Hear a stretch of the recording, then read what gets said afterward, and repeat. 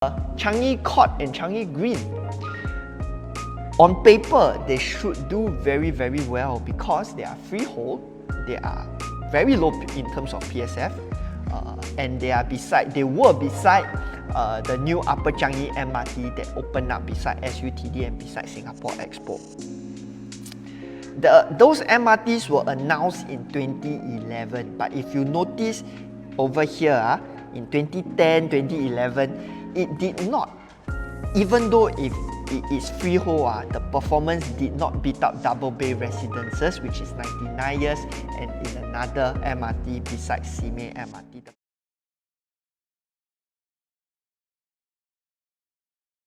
Okay, and the last case study that I will be touching on is at the Upper Changi Road area.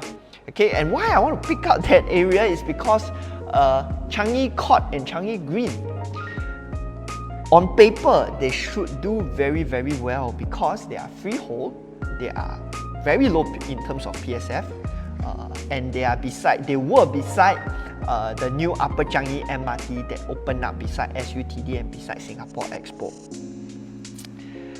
Those MRTs were announced in 2011, but if you notice over here, in 2010, 2011, it did not, even though if it is freehold, the performance did not beat up double bay residences, which is 99 years, and in another MRT besides Simei MRT, the performance really was exactly the same. As a matter of fact, I've put in Grandeur Park inside as well. Notice the gap between Grandeur Park and Changi Court. As a matter of fact, stretch more, right? It started off at 1,300. Today, Grandeur Park is 1,000. It managed to hit 1,007, but I think it's averaging out to about 1,006 PSF.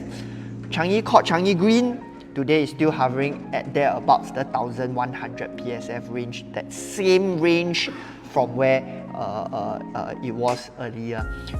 Hello, sorry to interrupt. We'd like to take the opportunity to thank you for watching the video and also to share why we do what we do. Is to empower consumers with hard facts and figures, quality research and real-life examples to allow them to make the most informed property decisions. So if you found our videos useful, the only thing we ask for is for you to smash that like and subscribe button so that the YouTube algorithm can push out our videos to more consumers. Thank you, and back to the video. We also don't really see it spiking up too much, even though you have seen the other developments spiking up a lot in the last 1 or 2 years.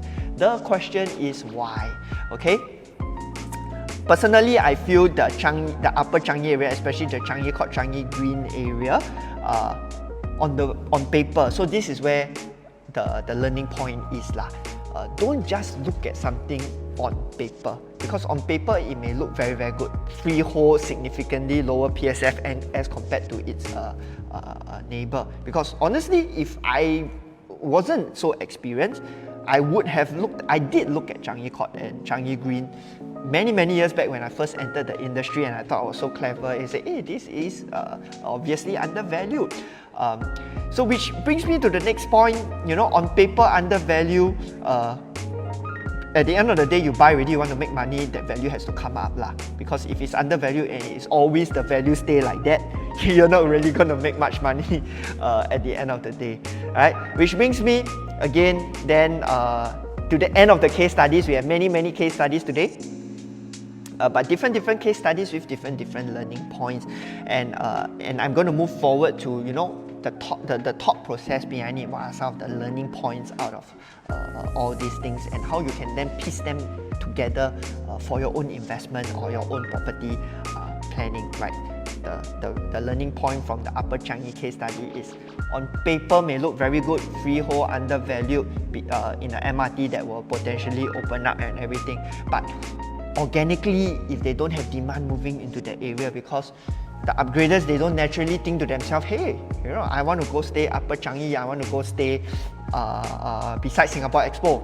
It's not something that crosses people's mind. As a matter of fact, people would rather go and stay Simei than Simei double bay 99 years, then go and stay Changi Court, Changi Green freehold. Also Changi Court, Changi Green, the amenities feel like a chalet. the 1990s, 1980s, 1990 chalet when we were all in primary school.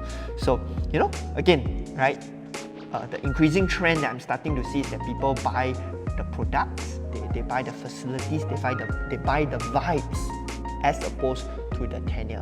Okay, maybe that's the new quote that I have. People buy the vibes, not the tenure.